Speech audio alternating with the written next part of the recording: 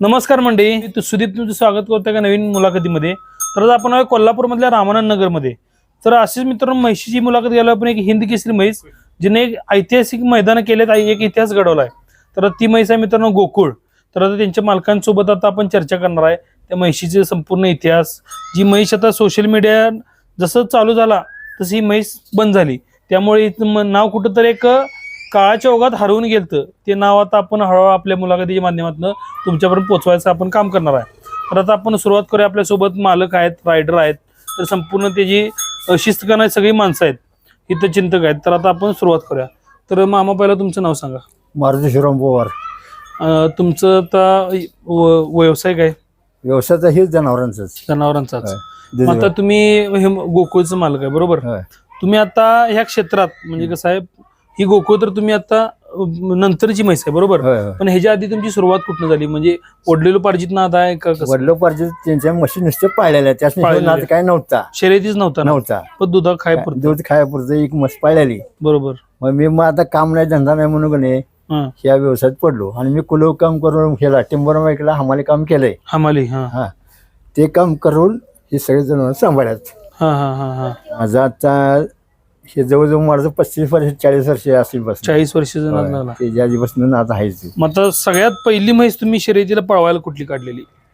ते बारकी रेडकं म्हणून अशी काढलेली। रेडको गटात भेंगरी होती, हे पंजन होती, पैंजण, चारा म्हणून नावाची होती, दीपा होती। दीपापासून स्टार्ट केला आम्ही। मग आता ही गोकुळ यायच्या आधी तुमच्याशी चांगली नंबर झाली मसर कुठली? म्हणजे रेडका असं रेडकाच पळलं आम्ही, बाहेर म्हशीच काय पळवत नव्हता का? गोकुळ पळवायच्या आधी ही तुम्ही रेडकाच पळवला, म्हशी काय पळवलं नाही बरोबर? मग हे गोकुळ तुम्ही जेव्हा पळवा म्हणजे कुठनं आणला? सगळ्यात महत्वाचं ती जी म्हस मी विकत घेतलेली, ही जी आई काय ते बसाड्यांच्यातनं म्हस विकत घेतलेली काय, त्यांच्या म्हशी रेडी ही काय, म्हशी रेडी जी आई विकलेली काय, तर त्याने 100 रुपये संस्कार घेतलेला। मग त्यासनी सांगा गेलो म्हस व्याल्यावर काय, म्हस गोठ्याची यायली आणि म्हस कवा नेणार, ते म्हणले कॅन्सल आहे। असं 3 वेळा विचारलं त्यासनी, कॅन्सल म्हणलं मी 10,000 रुपये एक्स्ट्रा आणलं असं तर म्हस देणार नाही काय नाही काय। मग ती तुम्हाला मग ठेवून पोरग्याला आमच्या माहिती आहे काय, मग हिला सांभाळा चालू केला। मग चळा माड गाई शेळ्या व्यालेल्या होत्या, म्हशी व्यालेल्या मागे घे काय सर मागे काय, दूध भरपूर होतं। मग हिला दूध पचायला चालू केलं। गाय साधी खडकी गाय खरं 4-5 लिटर दूध होतं आणि शेळ्या बी माझ्या ससड्या गेलेल्या। मग शेळ्यांच्या जेव्हा हिला सांभाळल्या, शी दूध पाजून महिला सुरुवातीला तुम्ही कुठलं म्हणजे मैदान केव्हापासून सुरुवात केली? ही 8 नंबर शाळेपाशी मैदान सरनाई कॉलनीत केलं पहिलं मैदान हिचं, रेडको गटात। लहान गटात किती वर्ष पळवला? लहान गटात म्हणजे 6 मैदान केली, 6-7 मैदान केली। 7 मैदान केल्यानंतर आमची मिसेस वारली, आमची मी आई वारल्यामुळे लगेच दुसऱ्या वर्षी थांबली आम्ही त्याची पळली थांबवली। ट्रॅक्टर एकचा जे लागला 3-3.5-4 वर्ष ते एक पळाली, कंटिन्यू पळाली रेडको म्हणून। रेडको म्हणून बरोबर। मस्जिद मग काढली आम्ही, मग मस्जिद 4-5 मैदान केली आम्ही काय, मग 4-5-6 मैदान एक झाली। तिथनं पुढे आणि जरा मशीला तळावाला आहे ना म्हणून आम्ही थांबले जरा, म्हणजे नक्की घासून झिजून गेल्यामुळे पायाला बी लागलं, मग मस्त पडल्यानंतर पायाला लागलं बरोबर। तिच्या जरा मनात पळा जरा हिवी नाही काय म्हणून आम्ही जरा लोकांचा सल्ला ऐकून जरा आपले थांबवलं। लोकांनी काय मस्त मनात नाही पळायला म्हणून आम्ही थांबली। पण शक्यतो तुम्ही कोल्हापुरात पाहायला कुठे बाहेर गेला? मिरज, सांगली गेला, शिंगपूर, हरिपूर, गवळीवाडा हे सगळे काय दोघांच्या म्हणजे सल्ल्या नाही, हिंदी सांगाल ते कुठं पळवा तिकडे हे दोघांच्या नावावर पळवायची, त्यांच्या नावावर ड्रायव्हर हे सांगाल ते हे कुठं सांगाल तिकडे आम्ही जाय बरोबर। मग आता जेव्हा म्हैस सुरुवातीला म्हणजे पळवायला रेडको गटात वर आला तेव्हा मग रायडरच्या माग कोण बसतो? तुम्ही बसवता? तुम्ही स्वतः म्हैस?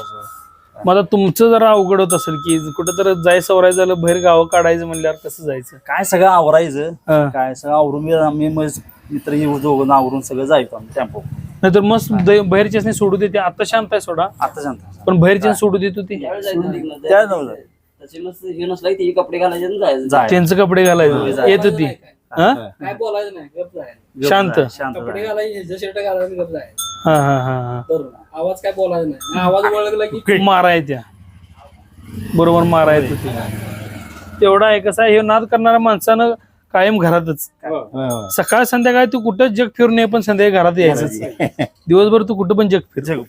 तर आता आपल्यासोबत गोकुळ म्हैस पळवलेले रायडर आहेत जे कंटिन्यू त्यांनीच म्हैशीसाठी रायडिंग केलं मोटरसायकलची. म्हणजे मालकाच्या पुढे जे मोटरसायकल यामा घेऊन बसतात त्यांचं पण तेवढंच महत्वाचं काम असते. तर आता आपण त्यांच्याकडनं थोडी माहिती घेऊया. तर पहिला तुमची ओळख सांगा. नमस्कार, मी मनोज दिनकरराव तोरसकर, म्हणजे मला कंसात पिंटू म्हणतात. हा, मी पिंटू म्हणूनच माझी ओळख आहे. बरोबर, ह्या क्षेत्रात. या क्षेत्रात मग आता तुमची सुरुवात ह्या क्षेत्रात कधीची आहे? माझी या क्षेत्रात सुरुवात झाली 1986 ला. 86 ला. तुमचं त्यावेळीचं वय किती होतं अंदाजे? त्यावेळी मी एक 15.5 वयाचा होतो. हा हा, 15-15.5 वयाचं. नुकतंच 10वी-12वी झालेलं. 10वी झालेलंच. 10वी. तेच की 10वी झालेलं वय तुमचं. मग तेव्हा तुम्ही जेव्हा ह्या क्षेत्रात आला असा म्हणजे 15 वयाचे, पण त्यावेळी चांगली मसर कुठली पळत होती? त्यावेळी मनोहर पाटलांची हे गुलाल मस होती. परत विनायक जाधवांची भारत मस होती. परत बाबुराव मोहितेंची चांदणी मस होती. चांदणी. अरुण शिंदेची मिरजेची गोकुळ म्हस होती. या ठराविक म्हशी चांगल्या होत्या त्यावेळी. बरोबर. मग त्यावेळी चांगल्या होत्या. आणि त्यावेळीची तुमच्या वेळीची रायडर कोण मोठी? त्यावेळी आमच्या वेळी रायडर त्यावेळी ते म्हणजे विनायक जाधव मामा, मनोहर पाटील मामा, हे आमचे राजू पाटील. हे आम्ही जास्त ज्यावेळी म्हणजे आम्ही कळा लागल्यानंतर ना आमचं मार्गदर्शक विजू करंबे म्हणून आमचे म्हणजे पहिले हे ठराविक काळानंतर ते ड्रायव्हिंगला बसायला लागले. त्यांचं बघून आम्ही हळूहळू शिकत गेलो. मग आता तुम्ही जेव्हा रायडिंगच्या ह्याच्यात आला असा तेव्हा त्या मोटरसायकलचं प्रमाण कमी होतं. मग त्यावेळी तुम्ही मोटरसायकलची व्यवस्था कशी करायचा? मोटरसायकल अशी कुणाही तर मागून आणायची, जवळच्या मित्रांची किंवा पाहुण्यांची अशी मागून आणायची. तर आता मित्रांनो रायडिंगचे म्हणजे जे रायडर होतात त्यांची आता आपण त्यांचा जो इतिहास होता, सुरुवात कशी झाली ती आपण बघितली. आता आपण म्हैशीची मैदान पण बघूया. तर आता तुम्ही सुरुवात गोकुळ पासून झाली तुमची का कुठली मसर? पहिला सुरुवात मी केली नंदागोव्यांची शिलीगण. शिलीगण नंतर आमचे सर्जेराव घरपानकर त्यांची भुजंग मस्त होतो. भुजंग. त्याच्यानंतर असं हळूहळू करत कोण बस म्हणलं बसायचं, पळवायची. मग आता ही तुम्ही दुसऱ्यांची म्हशी पळवला पण तुमची स्वतःच्या म्हशी त्यावेळी होत्या? त्या होत्या की म्हशी. मग त्यावेळी तुमची रायडिंग करायला कोण बसायचं? नाही, आमचं रायडिंग आम्ही स्वतःच. तसं नाही. आता मग तुम्ही एकटं? आमचं म्हणजे भाऊ आहे आमचा. भाऊ जाता मस्त आणि मी रायडिंग. बरोबर. मग सगळं घरचीच यंत्रणा? सगळी घरची जोडणं फिट्टच. मग आता तुम्ही मोठी म्हणजे रायडर असताना तुम्ही मोठी केलेली मैदान तुमची म्हणजे गोकुळचीच नाही, तुमची वैयक्तिक मोठी मैदान कुठली गाजवला तुम्ही? एक जयसिंगपूरची. जयसिंगपूरचं किती? जयसिंगपूरचे म्हणजे त्यावेळी बक्षीस असं काही जास्त बक्षीस नाही सोडा, त्यावेळी बक्षीस कमी. आता बक्षिसांची किमती वाढल्यात. चिंतुराबाडींची भोरी मसून पळवत होतो त्यावेळी. मग असं रायडिंग करताना तुम्हाला काय अडचणी आल्यात किंवा अजून येतात? अजून रायडिंग करताय तुम्ही? करताय. मग अशा काय अडचणी काय येतात रायडिंग करता? अडचणी काय, माणसांच्या अडचण असतात, माणसं आडवी तिडवी येतात. परत रस्त्या असं 2 व्हीलर जनावर, एक जनावर मार्का असते. मग असं कधी झालंय की एखाद्या म्हशीला एकदम गती लागली तुम्हाला चुकून काय कळायच्या आत येऊन अंगावर चढल्या म्हैस किंवा काय? आजपर्यंत तसं काय गावा मला घडलेलं नाही. म्हणजे कसं म्हैशी मग पडलंय सवरलंय असं? नाही, आजपर्यंत म्हणजे आजच्या ह्याच्यापर्यंत असं पडलेलं नाही. बरोबर. आता आपण गोकुळची मोठी मैदान तुम्ही कुठली केली? गोकुळची मोठी मैदान जयसिंगपूर केले, सांगलवाडी, पवनचक्की. तिथं बक्षिसांचं कसं? तिथं बक्षीस त्यावेळी म्हणजे 2000 म्हणजे लय झालं त्यावेळी. सगळ्यात जास्त मोठं बक्षीस म्हणजे पवनचक्कीला आम्ही त्याचं मोबाईल देऊन घेतलं, तेच चांदीचं कडे तेच मोठं मैदान असं. बरोबर. उदगावला 35 रुपये रेडकात मोठं मैदान सगळ्यात. 40 रेडक होते उदगावला त्यावेळेला. एक झाला म्हणजे बाहेर पण भरपूर पळाल्या. बाहेर भरपूर. कोल्हापुरात पण चांगली कोल्हापूर क्षेत्र सोडून आपलं मिरज, सांगली, अक्षरशः गोकुळला या धरतो ह्या हेतून माणसं यायची. म्हणजे ही गोपकोळीला मारायचं मारायचं. ह्याला खरं नंबर तिच्या पुढे तर काढाय त्या हिशोबाने त्याला कवाच गाठलं नाही, बरोबर कायम नंबरातच. कायम नंबरातच. फक्त एकदाच बॅडलक आमचं की त्या दिवशीच आम्ही फक्त गावलो. ती कुठलं मैदान? दिलबार तालमी. तिथं काय काय झालं? तिथं घसाळे टर्न होता असा, हा. आणि टर्नला स्पीड आवर नाही. म्हणजे स्पीड आवर नाही म्हणजे काय, त्याला स्पीड भरपूर होतं. हा. ती गाडी जशी पुढे पळेल तसं त्या घसारतीला पूर्ण फुल स्पीडनच पळालं, हा. आणि जिथं टर्न होता तिथे त्याला ती गती कंट्रोल झाला नाही. मग काय नेमकं काय झालं? त्या गतीच्या याच्यात ती पुढेच गेली, म्हणजे भक्कलली. म्हणजे बकली नाही आली परत. हा खरं त्या स्पीडनं इथनं नाही म्हणलं तरी त्या नारळ झाडावडी पुढे गेली, बरोबर. आणि तिथनं परत येऊन ती टायमिंग कव्हर करणं ते होईल. मग तिथे नंबर कॅन्सल झाली. कॅन्सल झाली एकदाच. म्हणजे पळतेल्याच मला वाटतंय त्यानं रेडकात पळताच हा. एकदाच ते मैदान कॅन्सल झालं असं. रेडकात पळत. मग म्हैशींच्यात मग परत ना हे जे काय म्हणजे जायपतीनं काय काढलाय का नाही? आहेत हा आहेत. सांगलीत 2 रेड्या आहेत. हा ह्याच गेडी दिलेली मी. हा हा. आता तिची बच्ची आहे, तिची नाशिक बसल्या बघा. मग ती आता कसं म्हणजे कितीपर्यंत येत आहे साईजी जायप? ही जी एक रेडीची एक 90,000ला, हा एक दिली 95,000ला. हा हा हा त्याचा दोन्ही बहिणी सांगलीत आहे. बरोबर. कुसुम म्हणून आहे तिच्या बच्ची. हा त्या पळत्यात. पळते. हा म्हणजे कसं आहे, जातीवंत जनावराचं पिल्ल पण जातीवंतच पडते. हो. ह्याला रेड्या पकडणंच भरवत असेल हा? रेड्याकडे बरोबर. नैसर्गिक रेतनातनच. आज रुमाल म्हणून आहे, ती बेळगाव जाऊन 1 नंबर झाली. हा हा हा. ती ड्रायव्हर हेच. मग आता अजून चालू कुठली कुठे आहे तुमच्याकडे, म्हणजे गोकुळ व्यतिरिक्त? गोकुळ आता सध्या बंद केलेला आहे. हा हा. दुधाचा स्टॉक कमी आहे. मग आता हा बरोबर दूध पाहिजे. घालून पडत नाही. नाही परवडत तेवढं आहे. आणि त्यामुळे वल्ल्यावरील स्टॉक बी कमी, म्हणजे वल्ल्यावरील टंचाई आहे. झालं की आता वाढ संपल्या म्हणल्यावर जरा वैरण कमी झाली. ते आता उगाच कडब्या आतापासून कडब्यावर आहेत सगळे आता, होय. अजून पावसाळ्याच्या आधीच. हा? कुठली? तेच की जी आता बंद आहे हो. याला म्हणून बंद आहे. हा हा हा. आता पळते. कुठली तिचं नाव? रुमाल. ती तुमच्याकडे का हायच वय? हा हा हा हा. तर चांगली तिची रुमालची कुठली मैदान काय? तिची बेळगावच केलेलं आहे, हा आणि गवळवेढा केलाय ना, हा आणि कोल्हापूरला केलेली मोरेवाडी. बरोबर. कोपाडे गेले. मग वर्षाला कोल्हापुरात एक किती अंदाजे मैदान होते सगळी? तरी वर्षाला कोल्हापुरात मैदान नाही म्हटलं तरी काही 60 वर मैदान होतं. 60 वर मैदान होते.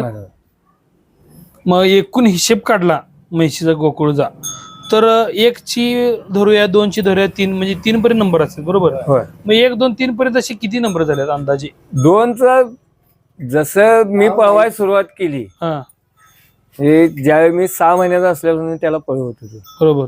त्या 6 महिन्याच्या ह्याच्यात हा मी तर केव्हा 2 नंबर घेतला. घेतला नाही. आणि परत म्हैस म्हणून गटात गेल्यावर म्हैस म्हणून गटात गेल्यानंतर मी त्याला एक 3-4 मैदान पण एकनच केली. हा. आणि तिथनं परत तिथनं पुढं मग आमचे ते भाऊ विजयराव ते बसायचे, हा हा विजय गरबे म्हणून ते बसायचे. हा हा. तिन्ही पण पळवलं. लहान गटात ती सुरुवात तिने केली, हम्म. नंतर मोठ्या गटामध्ये हिंदी चालू केल्याची हिंदी चालू केली. बरोबर आहे. असं काय आमचं हे नव्हतं, हिंदी बोललो हे का नाही, एकामुळे आम्ही सांगून करत होतो आम्ही सगळं. होयच की कसं आहे, सल्ला सगळ्यांचे सल्ला मसले तिनंच पळवायला लागते. योगी सगळीच एका ठिकाणी पलती पडली ना. तर धड तुला पण नाही, धड मला पण नाही. कसं आहे, तू इकडे पळव, मी इकडे पळवतो, एक सामंजस्य पण पाहिजेच की. पहिले कसं ईर्ष्या असली तर ठीक आहे बाबा, तुझी म्हैस आज मारायची आहे की नाही पळवून. नाही, आम्ही जरी विजयराव आणि मी आम्ही दोघं जरी, मी विजयरावांच्या हाताखाली शिकलो, सगळं केलंय मी. म्हणजे तिने मला अजूनपर्यंत पण त्यांचं मार्गदर्शन आहे. शिष्य म्हणून. म्हणजे कुठं चुकलं काय झालं तर ते अजून पण सांगतात मला, हा, हा, हा. तू इथं चुकलायस तिथं चुकलायस. जरी त्यांची पहिल्यापासून पद्धत आहे, जरी मी त्यांच्या हाताखाली शिकलो असलो तर त्यांचं एकच आहे, मैदान आलं, मैदानच्या क्षेत्रात ड्रायव्हिंग जर करायचं असलं तर त्यावेळी नातीगुती ते लांब नातीगुती ठेवायचं. नाही, दोघांच्यात मग ईर्ष्या, तुझी मग पळते की. चांगली का मी पळतोय चांगलं, ईर्ष्या ही पाहिजे. दोघांच्यात ईर्ष्या फक्त ती असायची स्पर्धेपुरती त्यावेळी. पाहिजे. तेच की स्पर्धेपुरती ईर्ष्या त्यावेळी. पाहिजे. आमचं जरी ईर्ष्या मैदानपुरती, खरं जिथं काय झालंय मैदान झाल्यानंतर दोघं आम्ही रात्री 2 वाजेपर्यंत 3 वाजेपर्यंत आम्ही दोघं एकत्र असायचो. बरोबर. खरं त्यावेळी आम्ही चर्चा करत होतो, भाऊ कुठं आपण चुकलो, कुठं काय झालं. त्यावेळी त्यांचं चुकलं असलं तर आम्ही सांगायचं, आमचं चुकलं असलं ते आम्हाला सांगायचं, तू इथं नाही इथं चुकलास. बरोबर. आणि आता कसं व्हिडिओमुळे कळतंय प्रत्येकाला लगेच. कळतंय. कुठं काय चुका त्यावेळी झाल्या. कसं येत होतं, कुणाला काय कळत नसायचं. व्हिडिओ नव्हता, काय नव्हतं त्यावेळेला. काय आता मुळात ही म्हैस पळताना सोशल मीडियाचं काय नामोनिशाण पण नव्हतं. नव्हतं, आता तुम्ही मगाशी आपली चर्चा झाली की म्हैस बंद होऊन 10 वर्ष झाली, होय. म्हणजे तेव्हा काय कुठल्या सोशल मीडियाचं एवढं काय नव्हतंच. काय कोणाला काय वापराय काय साधं बटनाचं मोबाईल. आम्ही मस्त घेऊन जायला लागलो. आमच्या तिघांच्या मध्ये एक मोबाईल ह्याच्याकडे हा टीव्ही बटनाचा बरोबर आहे. तिघांच्या मध्ये. ते नाहीतर लँडलाईन वरून कर, कुठं काय कर, कुठं मैदान निघलं तर बाबा त्या गावातला माणूस पण आणि टेम्पोवाले कायमचे त्याचे फिक्स चारू मोरे म्हणून नाहीत, मोरेवाडे आणि मोरे होते. अनिल मोरे आणि चार मोरे ह्या भावांचाच टेम्पो कोण बी आम्ही 150 ते सगळं सगळे. होय. 3 चाकी टेम्पो होता त्यावेळेला. जर का सोशल मीडिया असं तर म्हैस अजून फेमस असते हा. म्हणजे त्यावेळी. मग तेच आपण उद्देश डोक्यात ठेवून की बाबा म्हैस बंद आहे, 10 वर्ष झालं बंद आहे, पण तिने एक नाव केलंय ते आत्ताच्या कोणाला माहित नाही. ते उद्देश डोक्यात ठेवूनच आपण पण आम्ही म्हणल्याच्या लोकच म्हणतात नाही, हा. काय बाहेर तुम्ही विचारला का नाही कोणाला बी गोकुळचं नाव हे का नाही हा. कोण की सांगतो त्याने केलेली रेकॉर्ड अजून तुटलेलं नाही. टायमिंगची जी रेकॉर्ड आहे मशीन तुटणार नाही. तुटाय नाही. किती 6 मिनिटाला म्हणजे किती किलोमीटर पडायची? 2-2.5. त्यावेळी म्हणजे रेडकासनी 1.5-2 मिनिटाचा पट्टा असायचा. 2 2 ते जे उभामार चौकातलं परत सनगर गल्लीतलं ह्याच्या आपल्या सिद्धार्थ गार्डन बागा बसलं अजून पण तू रेकॉर्ड कोण तोडलेला नाही. 51 सेकंद नुसते 51 सेकंद. होय. बाकीची 4 मिनिटं 1 मिनिट 4 सेकंदाच्या पुढे जायचे. 4, 5, 8 एवढं स्पीड. एवढं स्पीड या आम्हाला स्टार्ट टू एंड 80 स्पीड. आम्ही दुकानात जर गेलो तर तंबाखू काय पुढे काय आणाला ईडी कवा पळून गेला आम्हाला काय नाही.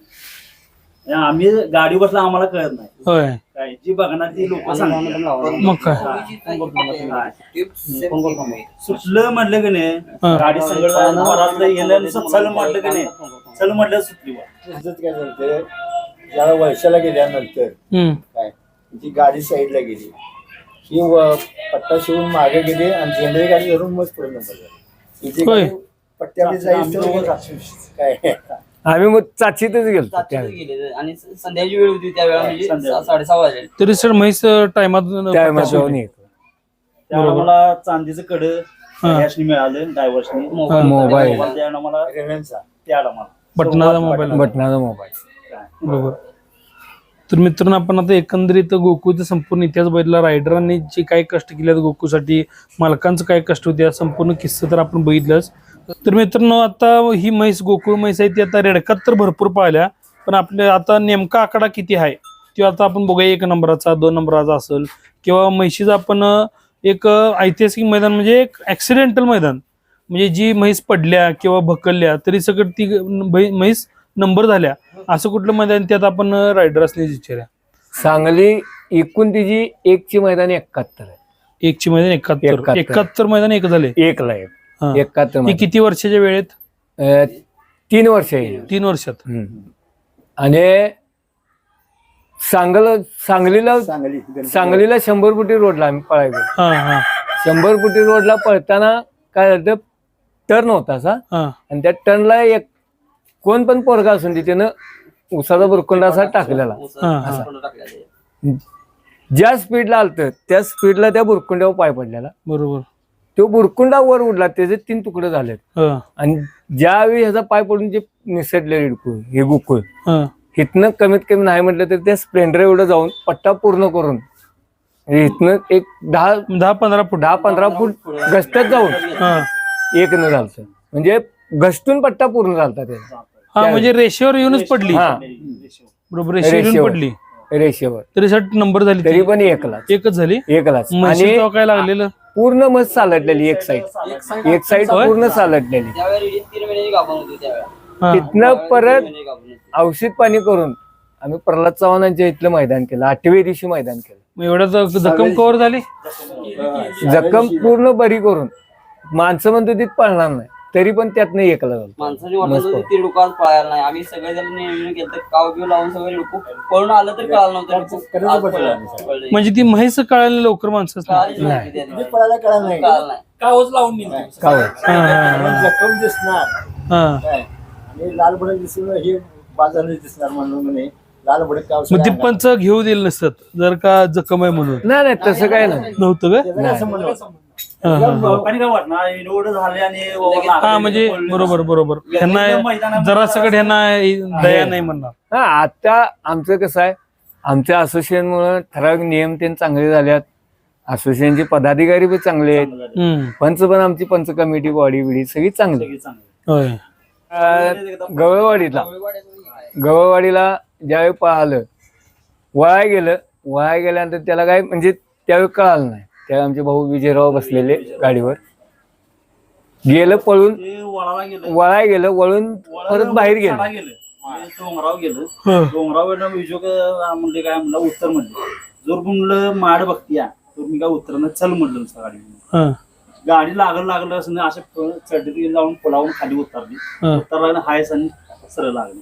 सरळ जर लागली ती एकच झाली. म्हणजे एवढं बाहेर जर का नाही जावं तर मग ते रेकॉर्ड तर अजून पण कोणाला अजून पण त्यावेळेला 12 का 13 सेकंड ठेवलेलं त्या मशीनच्या.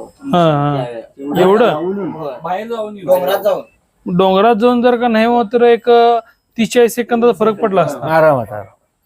त्यामुळे वळली अशी गेली मशीन थांबालाच नाही, अशी वळ तिरकी मान करत डोंगरावरून माड बघत आली आणि जी फुला उतरली लागली. सर तुम्ही उतरला असतं तर लवकर आलं नसतं. उतरलं मला माहित होतं, मग मी उतरलं तर मग काय गावत नव्हतं. होय. काय ज्या मला मी शेड बघत होतो आणि ती मस मायला बघत होती, कारण मला माहित मस येणार 100 मला माहिती.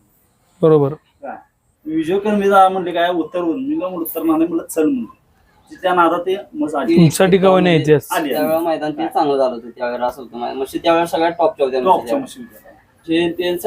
सगळ्या मशी टॉपच्या पळत होत्या त्यावेळेला. झेन होती, जानी होती, 15-20 म्हशी 25 म्हशी अशा सगळ्या म्हशी आठवड्यात एक मैदान शनिवार मैदान व्हायचं.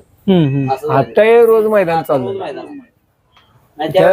मग आता किती दिवसाला पळवायला चालतात म्हशी, कोण पण असं धरलं तर? आता एक 8 दिवसाच्या गॅपनं जरी पळवली तरी चालतंय.